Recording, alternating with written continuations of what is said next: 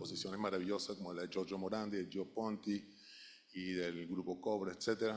Y después, en el año 90, sí me encargué de Sotheby's aquí en Venezuela y luego pasé a Estados Unidos y terminé en Sotheby's dirigiendo el Departamento de Arte Latinoamericano a partir del año 2011. Entonces, lo que quise hacer hoy, después de que recibí la invitación, fue retomar una charla y le di una configuración un poquito diferente. Una charla que di en el Museo de Fort Lauderdale ante un grupo de coleccionistas que querían saber más sobre el arte latinoamericano, sobre cómo era el mercado, cómo había sido la historia de ese mercado y querían saber por qué hay tanto interés en arte latinoamericano hoy en día, aunque yo tengo mis dudas sobre el tema, pero realmente han sucedido cosas que creo que vale la pena retomar y revisar, por lo menos levemente, a través de la charla. Quiero también que después de la presentación, que son unas 40 fotos, se inicie un diálogo entre el público, que estaré encantado de responder porque tengo bastantes ideas personales sobre varios aspectos de este tema que no necesariamente están reflejados en la presentación. Como les dije, tengo una presentación que he adaptado un poquito a lo que nos interesa hoy, que es más bien el mercado, pero este es sobre todo el interés y el desarrollo que ha tenido el arte latinoamericano en estos últimos 50 años. Entonces, si quiere pasar la foto. Entonces, por supuesto que hablando de mercado, me toca hablar de las subastas porque es el único aspecto del mercado que es visible. Eso no quiere decir que no haya otros mercados. El mercado privado es, por supuesto, muy importante, el mercado de las galerías y de las ferias, etc. Pero el único visible y el único que se puede constatar y que es público es el mercado de la subasta. Y las subastas no necesariamente son fieles reporteros de lo que sucede en el mundo del mercado del arte, sin embargo son muy importantes indicadores.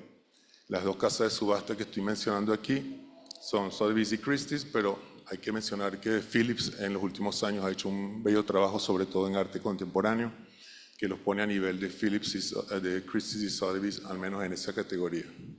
Pasa. Entonces, esto de arte latinoamericano realmente tiene una historia en el mundo de las subastas, y esa historia se remonta al año 1977, cuando se arma la primera venta de arte mexicano. En Nueva York no habían categorías de arte latinoamericano ni mexicano hasta ese año. Obras de Diego Rivera y de Rufino Tamayo eran las únicas obras vendidas de arte latinoamericano en Nueva York y estaban incorporadas en la categoría de contemporáneo y de moderno. Con Rufino Tamayo, con esa pequeña obra que ustedes ven ahí, que se llama Las Sandías, del año 58, que se vendió en ese momento en $45,000, se acaba de vender en $6 millones. Si tienen una idea de lo que ha pasado en estos años. Y por este lado, el Baile de Tehuantepec, que se vendió en $42,000, el hermano mayor de esta pintura se acaba de vender en 14 millones. Entonces, ya de entrada ustedes ven que ha habido como un interés creciendo de la categoría, no solamente en precios, sino también en la amplitud de ese mercado. Pásala. No, pasa antes. La anterior. Entonces, en esta foto pueden ver en la parte izquierda la última foto que vimos, y en la parte derecha el señor Costantini del Museo Malva de Buenos Aires con la versión final del famoso Baile de Tehuantepec de 1928. Este fue el cuadro que compró el señor Costantini en $14.5 millones hace 5 años. Pásala. Entonces, luego de esta experiencia de arte mexicano, los expertos se dieron cuenta que la verdad es que estaba bastante limitado esto del arte latinoamericano, y bajo la influencia de una persona que va a regresar en la charla, que se llama David Rockefeller, el hermano de Nelson Rockefeller, que también tuvo mucho que ver aquí en Venezuela. Se les ocurrió hacer una subasta benéfica a beneficio del Centro de Relaciones Internacionales que se llama America's Society hoy en día. En esta foto pueden ver un cuadro de Wilfredo Lam, que como pueden ver se vendió apenas en $100,000. Este mismo cuadro acaba de ser vendido en $16 millones. Entonces, otra vez tenemos una relación entre el pasado, de ese inicio, de ese movimiento de internacionalización del arte latinoamericano, ya no solamente mexicano, siendo Wilfredo Lam un artista cubano, y que posiblemente era algo que estaba empezando a surgir. Realmente $100,000 por este cuadro era casi que una bofetada, pero eso era, la gente, todo el mundo estaba muy contento que se había vendido, ya que la estimación inicial era de $50,000. Pásala. Vamos a poner un poquito más así.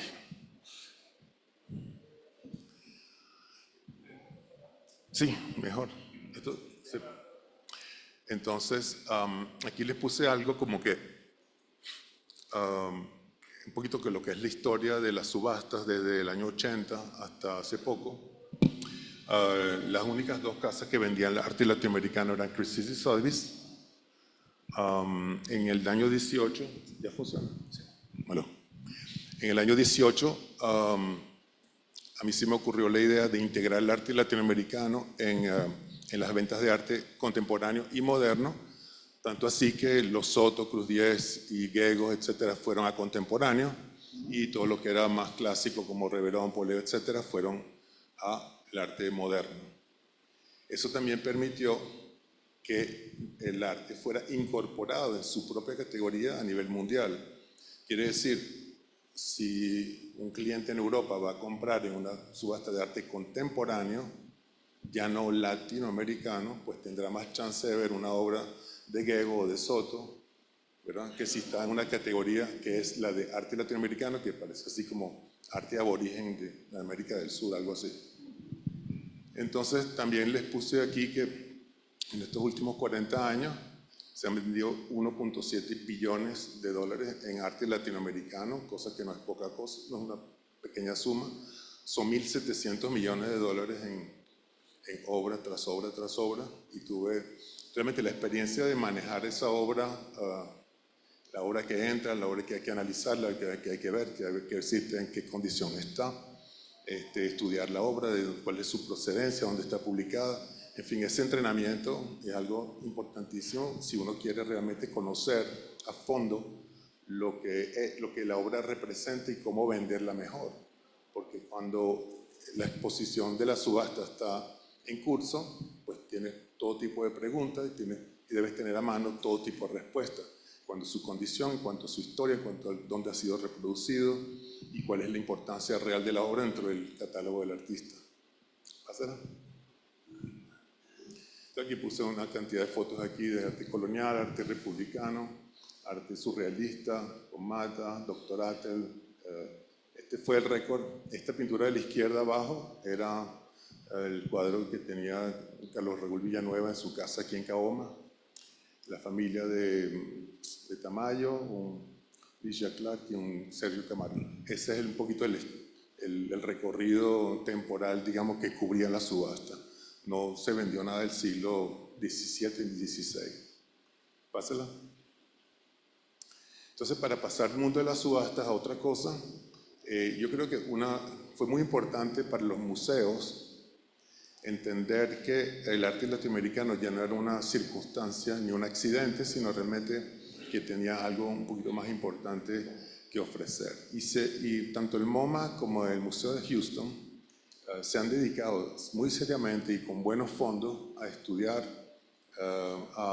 y a proponer exposiciones, y hasta hoy en día son las mejores exposiciones que se han hecho de arte latinoamericano, por lo pronto, en Estados Unidos. No hablemos del Reina Sofía, que también se ha empeñado en competir con estos dos museos americanos.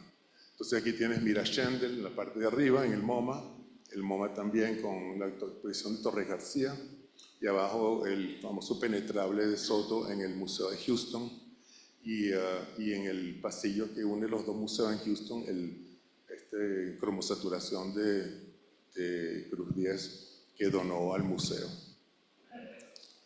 Pásala.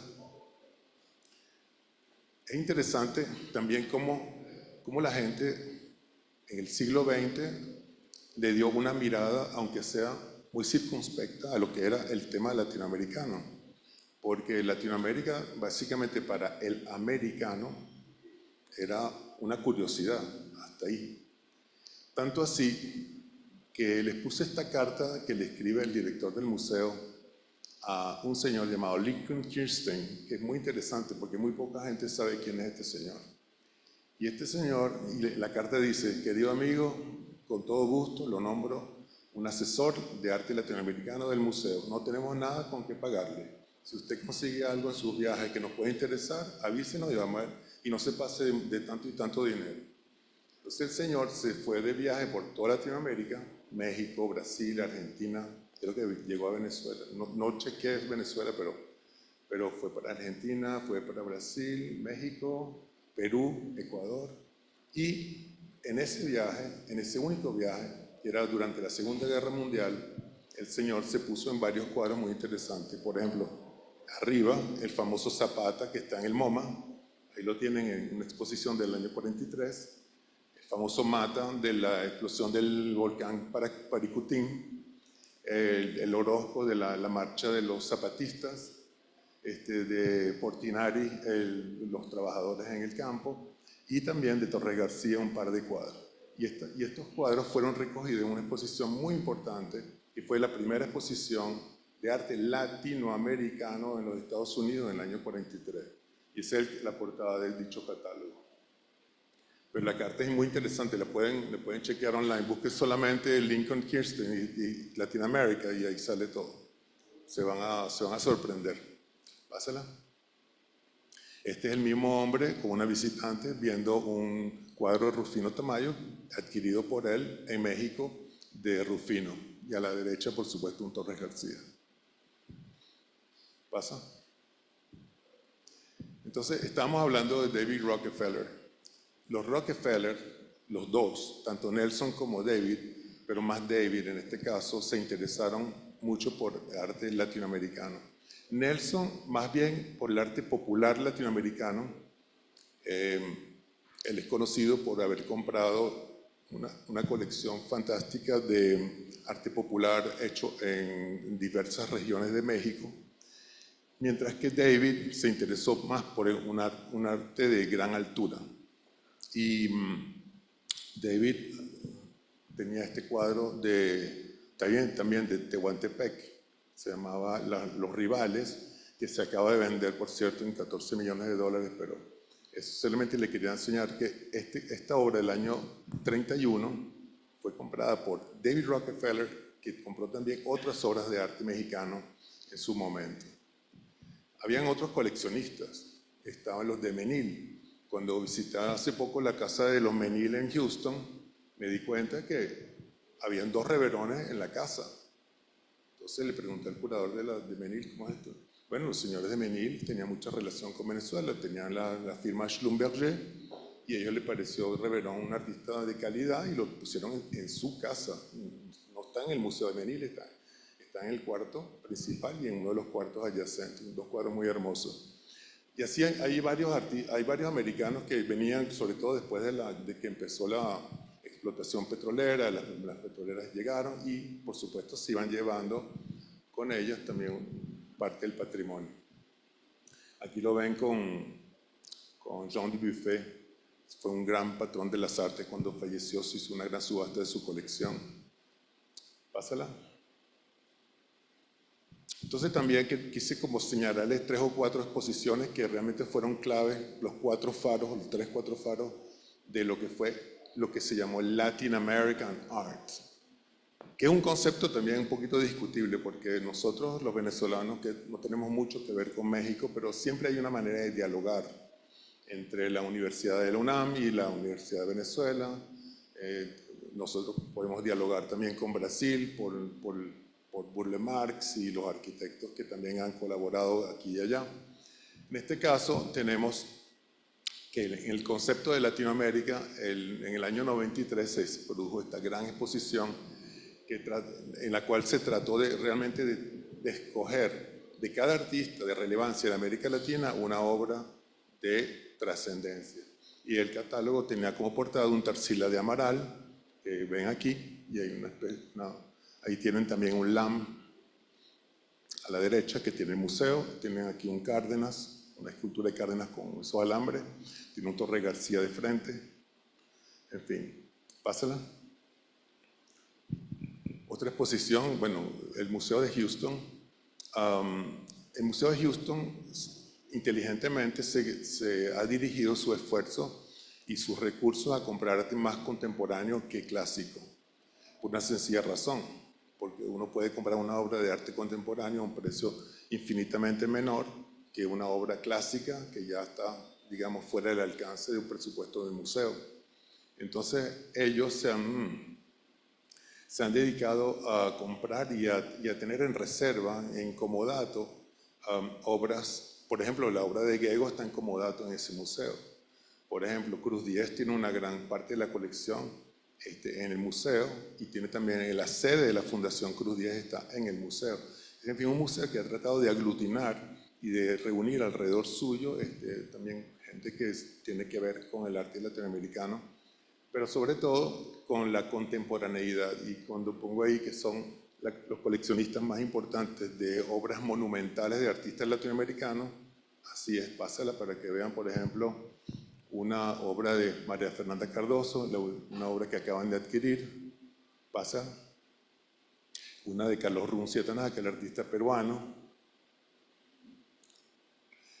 Otras exposiciones, esta en la Hayward Gallery en Londres, a final de la década del 80, también se hizo una exposición de Art in Latin America. Interesante que uno se llama Latin American Art y otro Art in Latin America. Parece lo mismo, pero no es lo mismo. Este es el arte en Latinoamérica, el otro es arte latinoamericano, como le pone un sello de calidad. Prefiero el Art in Latin America. En fin, esta exposición fue muy comentada, no viajó a ninguna otra parte. Pásala. Esta otra, a Latinoamérica, sobre todo después del boom latinoamericano de la literatura, de García Márquez y otros, Cortázar, Borges, se le trató de imprimir un aire de fantasía y un aire de inverosimilitud al arte latinoamericano. Entonces se programó esta exposición que se llamó Arte de lo Fantástico. Esto Arte de lo Fantástico trató de recoger lo más surrealista, los representantes más importantes del surrealismo en América Latina, y otra vez en la portada Tarsila de Amaral. Y otra vez el famoso cuadro que está en el Chicago Art Institute de Mata, Esta es la Tierra. Pásala. Una exposición importantísima, curada por una venezolana, Rina Carvajal, que se realizó en el año 99 en Los Ángeles. Reunió obras de Ligia, de Gego, de Matías Gueris, Altishica y de Schendel. Una exposición extraordinaria, marcó hito. El catálogo de esta exposición ahorita en el mercado secundario está en $2,000 y pico, porque es un libro raro hoy en día. Esta fue la primera exposición que puso a estos artistas en el mapa norteamericano. Pásala. Bueno, por supuesto, las galerías, para pasar a un tercer tema, después de los museos y las subastas, las galerías son, como esta galería, muy importantes para la hora de promover. En Argentina, Benzácar, Bonino, Van Ril y Zulbarán son las más reconocidas. En Venezuela, la Concrete. Estamos hablando de la modernidad. Es una galería más de ahora. La Concrete, Estudio Actual, Cegnini. Y en México, por supuesto, la GAM, Lisraji, Sousa y Arbili y Juan Martín. Pásalas para que vean las fotos de estos señores. Aquí las ven. Clara Sujo a la izquierda. Ruth, no conseguí foto de Raquel. Concrete, pero bueno, los demás están ahí. Aquí está Señini cuando estaba Pavito. Es importantísimo la labor de la galería en la medida en que quien se gasta la lana, como dicen en México, para promover el arte de su país en el exterior son los galeristas, no es otra gente. Los países pueden hacer esfuerzos para llevar sus artistas a bienales internacionales como la de Venecia y otras, pero sobre todo Venecia, que es digamos, la bienal más importante, pero quien va a las ferias, quien tiene que pagar hasta $100,000 por una semana de estar en la feria, quien paga los gastos de transporte, sus hoteles, etc., son las galerías. Las galerías, sin las galerías no puede haber arte, no puede haber existencia de mercado. Entonces, nosotros desde las subastas siempre hacemos mención de las galerías como los padrinos, digamos, de lo que nosotros hacemos en el mundo de la subasta, porque ellos fueron los primeros que manejaron la obra del artista, los que tuvieron el contacto con el artista, los que sabían exactamente cada momento de la vida del artista y por supuesto una fuente incomparable a la hora de buscar información. Nuestra información que publicamos en los catálogos, que publicábamos en los catálogos, era sobre todo información que venía directamente de la galería. Con correspondencia, con notas de factura, quién compró, quién la vendió, en fin, toda la historia de las galerías sumamente importante. Pásala. Entonces también hice una especie de estudio de varios artistas para mostrar un poquito el crecimiento o decrecimiento de su mercado. Entonces pasa. Empecé con Reverón y lo dividí por décadas, del 70 hasta el día de hoy. Entonces recuerdo muy bien la venta del retrato de Casilda en 1989. Recuerdo en ese momento la Galería de Arte Nacional había sido despachada para comprar esta obra y no pudieron comprarla o la compraron. No recuerdo. Creo que la compraron. En fin, en todo caso, los precios de Reverón han sido bastante sistemáticos. Solamente 100 y pico obras de Reverón se han vendido en estos últimos 50 años. Uno pudiera pensar que son más, pero no son más. Quizá uno por subasta, dos máximo por subasta. Pero es un artista consistente si la obra es buena. Si la obra es regular, pues hay muchas obras por debajo de 50 y 40 mil dólares. Entonces ahí tiene el paisaje de Macuto.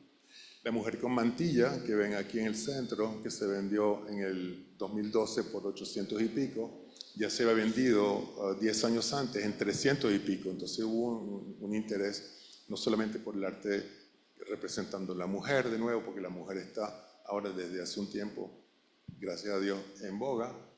Y el último cuadro que les propongo aquí es la figura bajo el ubero, que se acaba de vender de la colección Brillenburg en el año 21 por 300 y pico mil dólares. ¿Pasa? De Diego Rivera, del 77 al 90, estos son los precios más altos pagados por Rivera. O sea, todos dentro de la $500,000. ¿Pasa? Del 90 al 2000, ya tenemos un crescendo aquí. Hay otras obras, por supuesto, pero en este caso, fíjense que cuando se vendió la colección IBM, se vendió este baile de Tehuantepec, que se acaba de vender en 14 millones, se vendió en 3 millones. Y la persona que lo compró en 3 millones hizo bastante buen negocio.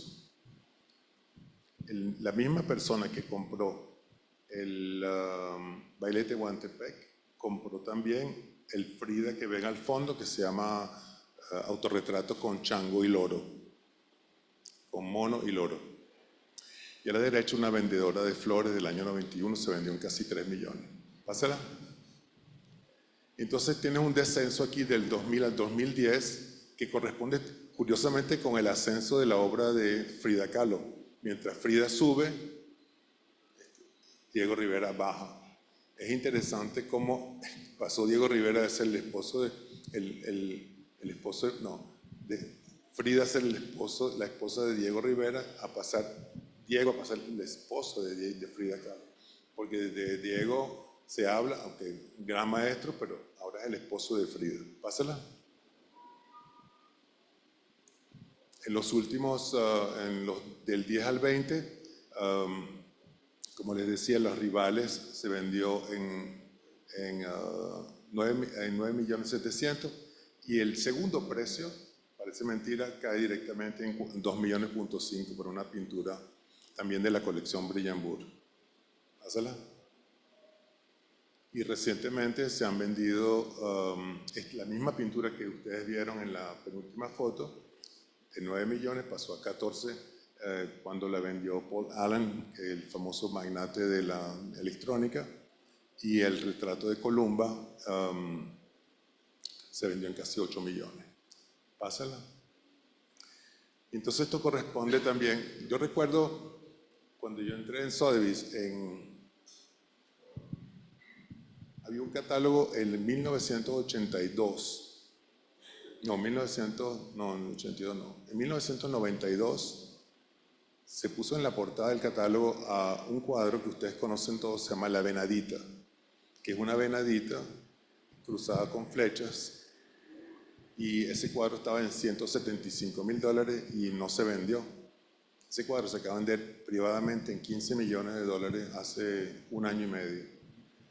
Y cuando le digo eso es que este cuadro en el año 1990, que fue en la primera venta que estuve yo en Sotheby's, se vendió el cuadro en $1,5 millones, y ese mismo cuadro lo acabo de comprar el mismo Museo Malva en $32 millones.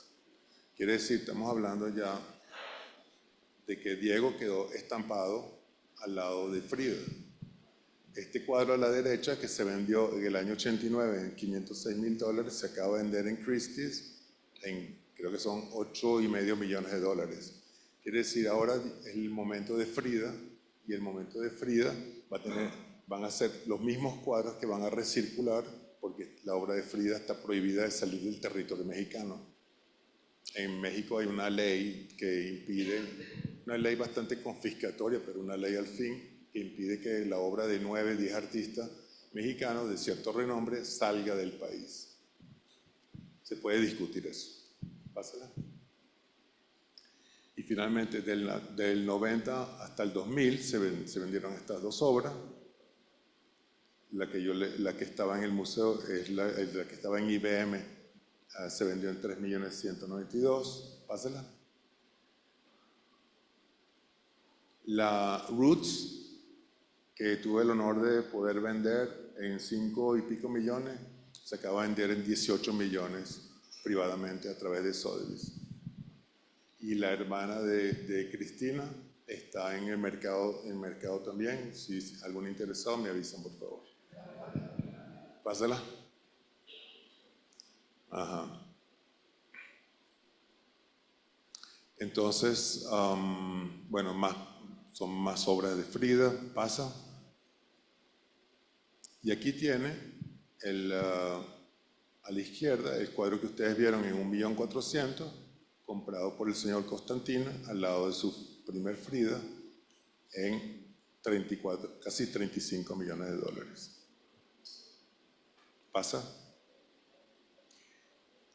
Otro ejemplo del crecimiento del mercado, esta vez en la parte de arte contemporáneo, es Gego. La primera obra que se vendió de Gego en subasta, que llevamos a Nueva York, fue en el año 97 y se vendió en $34.000. El año siguiente tratamos de vender la obra que está a la derecha, que hoy está en la colección de ¿cómo se llama ella? No me acuerdo. En todo caso, esta obra ni se vendió y tenía unos estimados de $15 a $20.000. Yo quiero que tú me digas, Ruth, si las cosas han cambiado. Pásala. Entonces, desde el año 2000 hasta el 2010 las cosas empezaron a cambiar. La reticularia cuadrada del año 72, que ven a la derecha, fue portada de catálogo, fue uno de los grandes.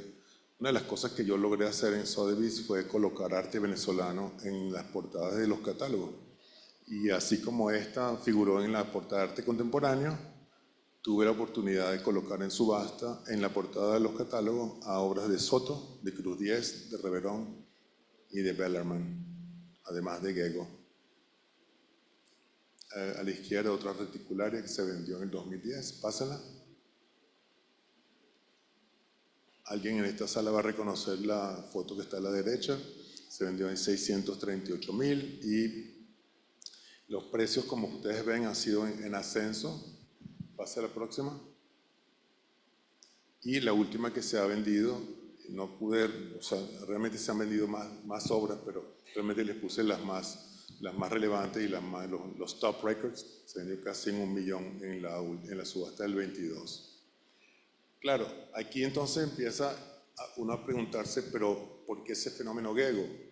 En este caso, el fenómeno Gego tiene que ver no solamente con su validez como artista, sino también porque Europa, y sobre todo Alemania, la considera ahora como una artista propia.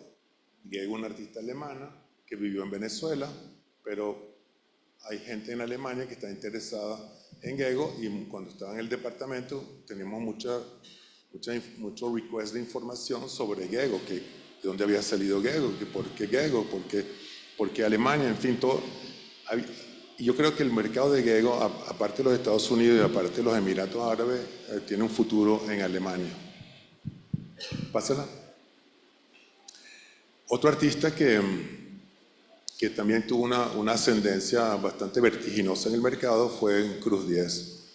Cuando el récord para toda la década, antes del año 2000, el récord para un Cruz Diez en la subasta fueron $28.000. Para una obra bastante temprana, Fisicromía 119, interesante, la compró en ese momento un coleccionista escocés que luego la volvió a vender y se hizo buena lana, como dicen. Y en el 2010, en la década del 2000 al 2010, ya el récord para el artista era de 326. Pásala. En la década del 2010 al 2020 el récord fue de 800 y pico, y en los últimos años esta se vendió a la derecha, muy mala foto por cierto, casi en 440.000. Cruz Diez ha sido un fenómeno también a nivel de museos y a nivel de galerías. Todos sabemos que ha hecho una exposición retrospectiva en el Museo de Houston. El catálogo de esa exposición es una obra maestra en cuanto a información sobre el artista, sobre su vida, su biografía, pero también su técnica de trabajar y muchos otros detalles que seguramente todos desconocemos, porque Cruz Diez, aunque es un artista era muy dado a explicar y a darse a conocer, sin embargo hay cosas de su vida que son maravillosas que están reflejadas en ese libro. Pásala. También recogí algo de Soto y no conseguí la foto del récord de Soto antes del año 2000, pero era un miserable $93.000 comparado con el récord de absoluto de Soto, que es el que está en la parte de abajo, que era el Soto de Hans Neumann, que se llamaba la Sierra de Metales, que es una sierra encima de ese rectángulo blanco. Se vendió en su momento en 1 millón, eso fue en el 2012, cuando había boom petrolero. ¿Se acuerdan de eso? El boom del dinero, cuando había real. Y recientemente se vendió, el año pasado se vendió una obra muy importante que se llamaba Barroco Negro. Se vendió casi 1 millón en la subasta de mayo del año pasado. Entonces, le puse aquí una referencia para que tenga una idea del volumen, porque es muy importante los artistas que tienen volumen de obra con respecto a artistas que tienen poca obra. Reverón tiene poca obra, Soto tiene mucha obra. En el caso de Soto, conté 1.100 y pico obras que se han vendido en los últimos 50 años. Más de la mitad de estas obras son únicas, las demás son múltiples. Quiere decir, por lo menos hay 600 obras o algo así, originales de Soto que se han vendido en el mercado. Comparado con 100 y pico de Reverón, también pueden ver que hay una gran diferencia aquí. Eso lo que hace es que, desde el punto de vista de mercado, es que una obra de Soto tiene más circulación que una obra de Reverón, no solamente porque tiene más producción, sino que tiene más que ofrecer al público en cuanto a una época versus otra época. La obra de Reverón, por lo pronto, es más limitada, y sobre todo que ahora que no se puede exportar a Reverón, pues yo creo que el mercado de Reverón está condenado a mantenerse en un estancamiento durante el próximo futuro, a menos que se vuelvan a vender las mismas obras que están en el exterior, pero está bastante complicado esto de Reverón. Pásala. Botero es un capítulo. No solamente porque Botero es inimitable, e ilimitado, menos mal, porque es el más productivo artista en toda Latinoamérica, vende prácticamente todo lo que se ofrece, es una categoría en sí mismo, es el primer vendedor en toda la categoría de arte latinoamericana por encima de Frida, de Rivera, de Tamayo, de toda esta gente. Más de 800 pinturas de Reverón, pinturas se han ofrecido en el mercado, 30 por encima de 1 millón, 100 por encima de 500.000. 600 esculturas del artista han aparecido en subasta, 27 por encima de 1 millón, 90 por encima de 500. Los dibujos más de 100.000 regularmente, y ha sido expuesto en galerías y museos alrededor del mundo. Y puse abajo que es uno de los artistas más reconocidos vivos, eso fue hace un rato. Y en la región solamente Frida, con solamente 143 pinturas y 55 autorretratos, tiene el honor de compararse con él. Botero en la última subasta ha tenido un brinco cuantitativo de aproximadamente un 30% por encima de sus últimos récords, lo que yo veo que es una tendencia yo creo que inevitable, porque Botero ahora es como la acción de Apple. ¿Lo tienes o no lo tienes? ¿Lo compraste a tiempo o no compraste a tiempo? Pásala. A mí me encargaron Y le de puse la varias quitarme. obras de Botero, para que se acuerden, por si Un acaso amigo de Nando. no saben quién es Botero, ¿ok? Pásala. Por supuesto, y los coleccionistas. Finalmente, bueno, no puedo poner la foto de todos los coleccionistas, todos sabemos quiénes son. En Estados Unidos hay varios coleccionistas que se han dedicado a comprar obra latinoamericana. Puse aquí a Margulis como una obra de Ernesto Neto, porque quizás es la obra más grande de arte latinoamericano expuesta en una colección privada en Estados Unidos, pero hay otros coleccionistas. Ahí está la colección ¿de quién? Mickey Klein. Mickey Klein tiene Gego, Mickey Klein tiene Alejandro Otero, eso en Houston, y así podría mencionar varios, pero son más salteados y son de intereses más diversos. Pero sin el coleccionista fuera de los países a los que nos referimos, no puede haber un mercado. Y un poquito el problema del arte venezolano, que el venezolano tiende a comprar venezolano y no a comprar lo mejor del mercado. Y es un tema que muy discutible, porque nosotros por nacionalismo tenemos la tendencia en comprarnos a nosotros mismos porque conocemos ese pequeño mundo que nos rodea, pero nos estamos al mismo tiempo alienando de una cantidad de otros artistas que pueden tener una conversación con nuestros artistas. Y yo creo que en esa conversación está la riqueza de una buena colección. Por lo tanto, yo los animaría a comprar venezolanos, por supuesto, como todos hemos hecho, pero también de comprar obras de otros artistas de otras latitudes que puedan tener una conversación y puedan tener que se puedan sostener unas a otras, porque yo creo que en esa conversación es que está la riqueza de la colección, y a la hora de vender, en el contexto que ustedes vayan a vender, la colección que ustedes vayan a hacer tiene más sentido y va a tener mayor valor. Pásala. Otro coleccionista salvadoreño, en este caso, Ernesto y Cecilia Poma de Miami. Si alguno de ustedes pasa por Miami y quiere visitar esta colección, ellos están abiertos al público con una llamada, yo los puedo llevar a cualquiera de ustedes con todo gusto. Son gente muy amiga, son gente que tiene una colección extraordinaria sobre todo de arte abstracto y de arte surrealista latinoamericano. Están en Key Biscayne. Pásala. Miguel Ángel Capriles, que heredó la colección de Magali. Miguel Ángel Capriles tiene, por supuesto, una de las colecciones más importantes de arte latinoamericano, sobre todo comprado por Magali, que acaba de fallecer. Y su pasión número uno fue Wilfredo Lam, del cual tiene 35 cuadros. Y su segunda pasión era Mata, el cual tiene 27 cuadros, pero también tiene bellos ejemplos de, en este caso puse aquí una Amelia Peláez, un Diego Rivera y sobre todo Tamayo. Tiene varios Tamayos que son excepcionales. Pásala. La colección de Ela Cisneros es una colección que se ha ido formando no solamente en el mundo del mundo clásico latinoamericano, sino que se ha adentrado en la contemporaneidad. Y la colección de Ela, que sobrepasa las 3.000 obras, realmente ha tratado de ser lo más enciclopédico posible, con sus aciertos y sus errores, en una gran colección. No puse aquí la de Patti Cisneros porque yo creo que ya hemos visto a Patti Cisneros, ya sabemos todo lo que ella ha hecho por el mundo del arte y lo que ha apoyado tanto en el museo como en otras instituciones. Yo creo que Patricia Cisneros se le debe muchísimo a lo que somos hoy en día. Pásala. Y, por supuesto, vienen las ferias.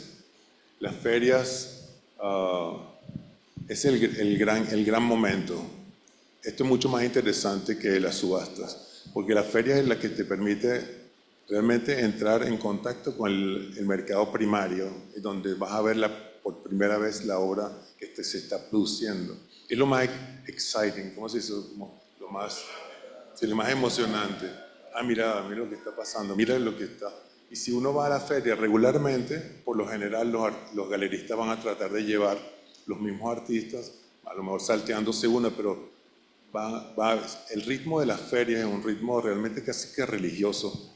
Y digo eso con toda la pasión, porque cuando uno va a la feria y visita los stands de las galerías que uno sigue, porque uno no puede seguir la feria como tal, sino las galerías que uno sigue, uno puede realmente darse cuenta que los artistas tienen un río propio, una vida propia, en la cual uno puede entrar y participar en vivo, no ya después de que la obra ya está consagrado, está ya a nivel del mercado secundario.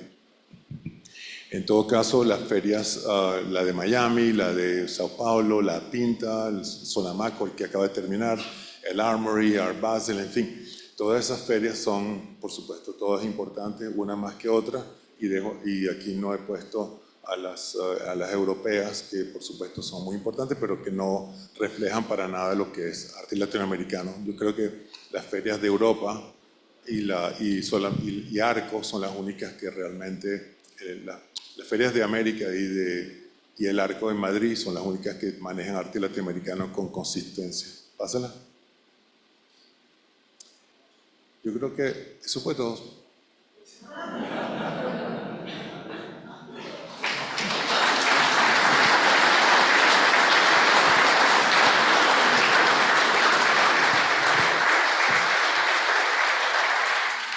Bueno, no es para tanto. Yo quiero pasar el micrófono a alguien en el público. Sí, bueno, puedes, quédate tú con el micrófono. Vamos a, bueno, primero agradecer nuevamente a Axel, excelente su trabajo.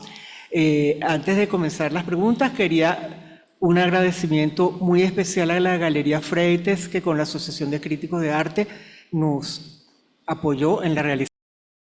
Los precios de los cuadros en Europa después de la Segunda Guerra eran relativamente bajos, pues Venezuela se empezó a llenar de cuadros y sobre todo nacieron esas galerías como la Galería de Arte Moderno en la Gran Avenida, no sé si ustedes recuerdan, de los Denis, los hermanos Denis, que traían obras de Europa, se vendía el primer día, no había ninguna obra después de la inauguración. Y entonces eso fue como aupando, ¿no? Entonces ya era el arte venezolano, porque todo el mundo tenía su Golding, su López Méndez, su Reverón, si tenía suerte, pero tenía también un Guillomán, tenía un Buffet, tenía qué sé yo. Entonces se empezó a internacionalizar la cosa. En los años 60 y 70 esa tendencia fue en aumento, pero a partir del año, sobre todo el año 2000, el venezolano empezó a comprar, no sé si por el nuevo dinero, los nuevos compradores no estaban muy al tanto de lo que estaba pasando en el mundo, pero se radicaron más en el arte venezolano que en otra cosa. Y lo vi mucho en el mundo de la subasta, porque el nuevo comprador a partir de los últimos 25 años era un comprador poco informado que no tenía, digamos, mucha relación con lo que estaba comprando, sino porque representaba un estatus. Entonces había una contradicción entre the best of everything, quiere decir lo mejor del mundo, con respecto a lo que me da más estatus dentro de ese mundo, ¿no? Entonces, ahí sí creo que hubo una involución del mercado venezolano porque la gente que compraba no era necesariamente por la razón del coleccionista. Ahorita la gente está comprando por especulación. Tú compras hoy en 10.000 porque lo vas a vender mañana en 15.000. Compras en 15.000 porque lo vas a vender en 25. Pero el coleccionista que yo extraño y que realmente es el coleccionista que yo admiro es el que tiene una pasión, que se corta las venas porque si no puede tener algo es que no puede dormir y hasta que no lo consigue, porque si no lo tiene entonces se lo va a llevar otro y ese otro no lo puede tener y esa cosa del perro con el hueso es una cosa que es muy raro hoy en día, pero no por otra cosa que tenemos un problema, digamos, macroeconómico que impide eso, ¿no? Pero ese es el tipo de coleccionista que finalmente son los grandes coleccionistas del mañana, son los grandes Pedro Vallení Echeverría, son los grandes Alfredo Bulton, son los grandes, porque ellos vivieron su momento histórico, ellos no estaban buscando en el pasado, ellos vivieron su momento y supieron apoyar y comprar el momento de los artistas contemporáneos que los rodeaban. Pero yo sí creo que hay una involución, para responder tu pregunta. Bueno, mientras se decide la próxima pregunta, yo quería tocar un tema que es bien delicado y que tú debes saber sortear muy bien, que es el encuentro, cuando tú te encuentras con una falsificación. ¿Cómo es ese encuentro? Tú lo sabes de una vez, porque aquí en Venezuela es un problema terrible. Cómo están circulando obras falsas de todos de artistas, incluso contemporáneos. ¿Cómo eso se va desarrollando el ojo? Tú de inmediato sabes si una obra, cómo llega. Y lo otro que te quería preguntar es, ¿cuál es la obra que te ha sido más difícil vender? Ok. Falsificaciones hay en todas partes. Todos los artistas han sido falsificados, hasta Botero. Sí, mucho. Que uno dice, no, eso es facilito. Eso es dificilísimo. Imitar un Botero es muy difícil. Pero aparte de ese pequeño detalle, las falsificaciones, si el ojo no está educado, pues entonces tienes que educarlo y sobre todo tienes que informarte acerca de la autenticidad con un catálogo razonado, con una reproducción en un libro. Tú tienes que referirte a tercero, pero con el tiempo realmente tú sabes, ya es como un médico que ve a un paciente y dice, no, este tiene esto, este tiene aquello, y es una certitud, es una confianza que te da la experiencia, y yo creo que para la gente que tiene el ojo como tú, como la gente que trabaja en el mundo del arte, que ha visto y visto y visto, ya puede distinguir lo verdadero de lo falso con cierta facilidad. Por supuesto, siempre hay algo que se te puede escapar. A mí se me escapó una que me costó. Se me escapó una que era un Michelena en el año 85. No, a principios de los 90. Se vendió un cuadro de Michelena de unos especie de beriberis corriendo por un desierto. Y dice, pues este cuadro no puede ser Michelena. Y después vi en el libro de Francisco de Antonio que efectivamente Michelena había pintado unos beriberi corriendo por el desierto. Y dice, pues qué raro esto es Michelena. Bueno, lo puse en la subasta y se vendió el cuadro, creo que en $100.000. Y entonces me llama de Antonio, mira Diego, ese cuadro no es Michelena. No ha pasado nada, se devolvió el dinero. Pero sí, uno se puede pelar. No se puede pelar, y ese cuadro, por cierto, tenía una firma por debajo de la firma de Michelena. Después lo vendimos como el cuadro que era del señor y lo vendimos en 150.000. Entonces, fue un pelón, pero en realidad no fue tan pelón. ¿Cuál fue el más difícil, la obra más difícil de vender? No, las que no he vendido. No, la que me ha costado más. Yo tenía de la colección Brillenburg, pero de los Brillenburg que están en Suiza, me dieron a vender 32 acuarelas de Goering sobre Venezuela. Unas acuarelas espectaculares, pero una más bella que otra, como escogidas como con todo el tiempo y la holgura del mundo. Y se pusieron en la subasta y la gente veía eso como que, what is that? Y what is that fue que, a pesar de que le dedicamos 4 páginas en el catálogo, que le escribimos una biografía del artista, que hicimos piruetas para vendérsela, ¿a quién? A un venezolano, porque estaba todo lo que era el San Esteban, el Lago de Valencia, Mérida, Puerto Cabello, Caracas, todo. Nadie reaccionó.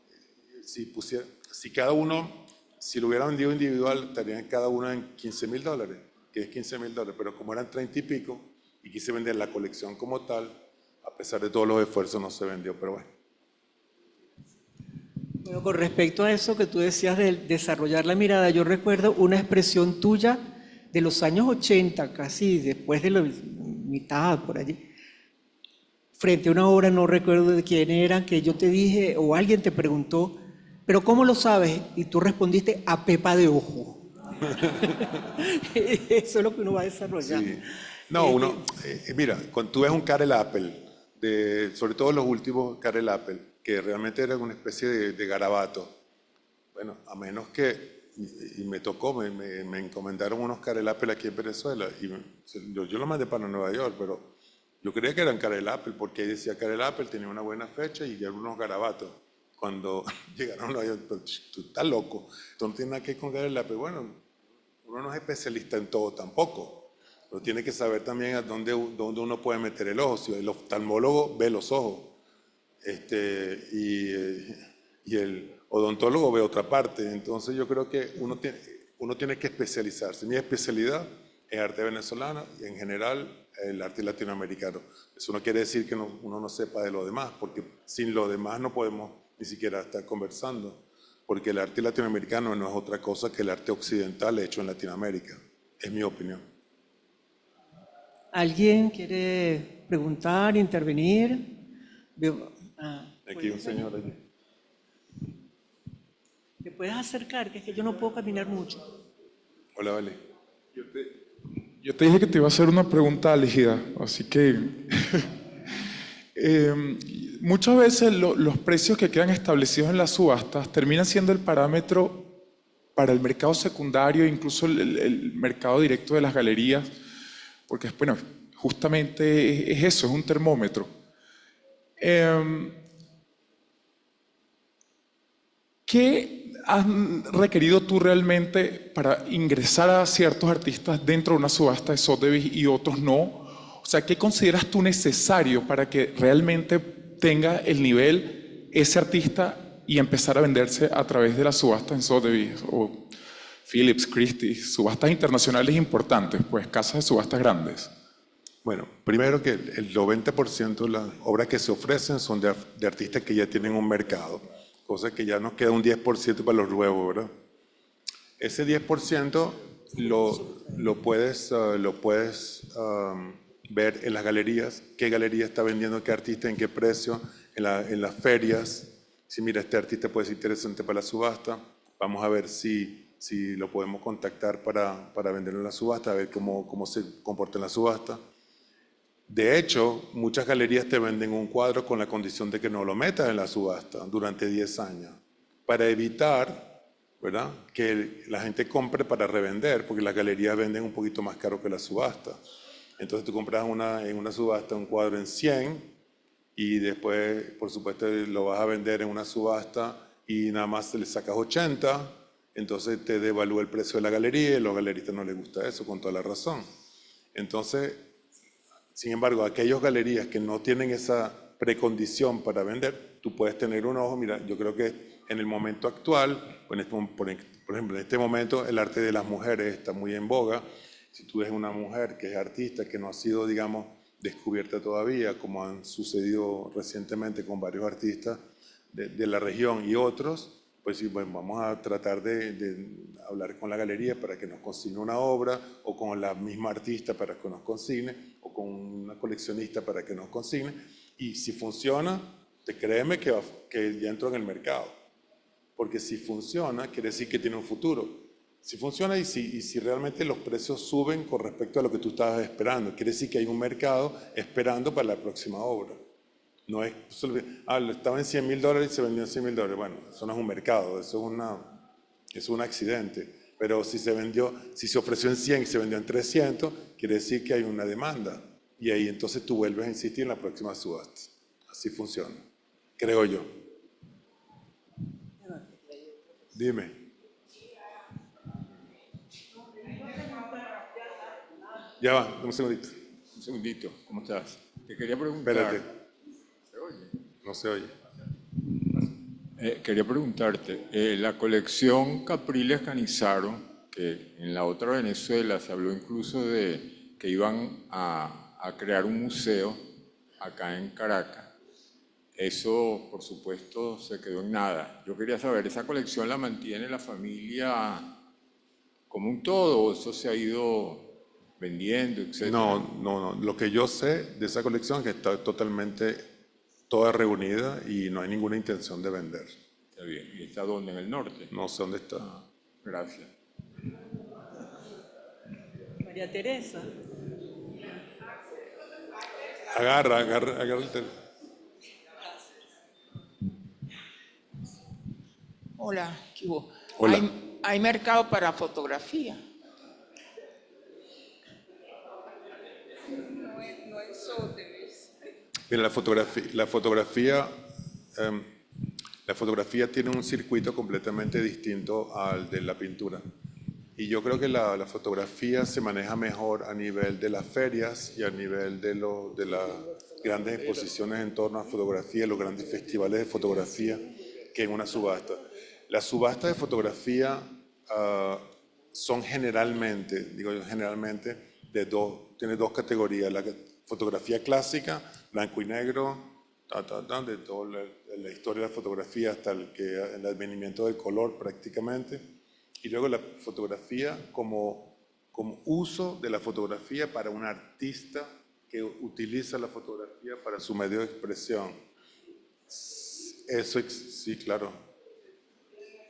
Sí, yo sé, pero ahora digamos que ahora es se ha institucionalizado porque ya no son fotógrafos que captan, sino fotógrafos que arman una escena, digamos, y que tienen la capacidad de componer y el tiempo de componer para fotografiar y no de pintar, por ejemplo. Ese mercado es muy peculiar. De hecho, las tres casas de subasta están haciendo hoy la diferencia entre fotografía contemporánea, que se vende en las ventas de arte contemporáneo, y la fotografía clásica, que sigue siendo la venta de photography. La photography en cuestión son fotos generalmente en blanco y negro de los grandes artistas que todos conocemos, desde Capa pasando por, bueno, todos ellos, pero digamos la fotografía la fotografía latinoamericana, que es la que a lo mejor nos interesa, y la venezolana en particular, el mercado es bastante limitado porque no se conoce, no por otra cosa. Y no se conoce porque tampoco que la gente le interese mucho allá afuera lo que está pasando aquí, porque nosotros sí sabemos lo que está pasando y tenemos referencias de una cantidad de cosas, pero para un extranjero es como una curiosidad, un exotismo. Y a pesar de la calidad de ciertos fotógrafos que tú debes conocer porque tú has escrito, tú has dedicado tu vida a ellos, es muy raro conseguir un comprador de particular de otro país que te vaya a comprar una serie de Paolo o una serie de quien sea, porque a menos que sea realmente gente muy, muy elevada en cuanto a su nivel de instrucción y sobre todo su capacidad adquisitiva, son muy raras estas oportunidades. Pero el mercado, digamos, secundario de esas obras es prácticamente nulo. Eso es más bien operaciones que se hacen entre personas. ¿Sí? ¿Puedes acercarte? Ay, es que para que escuchen los que están por internet, quisiéramos que se acerquen o...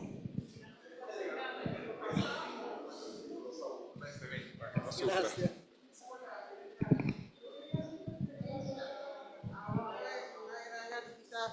Alemana venezolana, Luisa Richter, que justamente por el problema de una desintegración de su familia, pues, por decirlo así, a diferencia de Gego, que tiene, bueno, toda una estructura detrás de ella, ha sido realmente olvidada cuando yo creo que de verdad Luisa merecería un mejor, una mejor posición dentro del arte venezolano.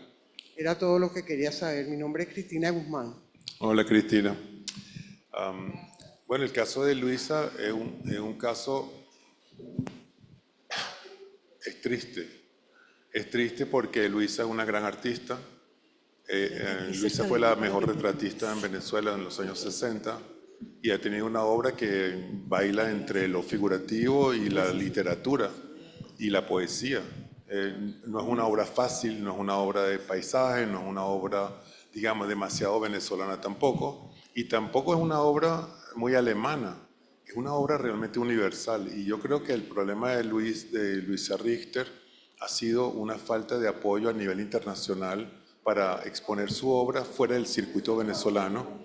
Y mira que el señor Segnini trató de promocionarla, pero realmente fue un fracaso triste. Eso es lo que yo creo. Pero una gran artista, definitivamente. Yo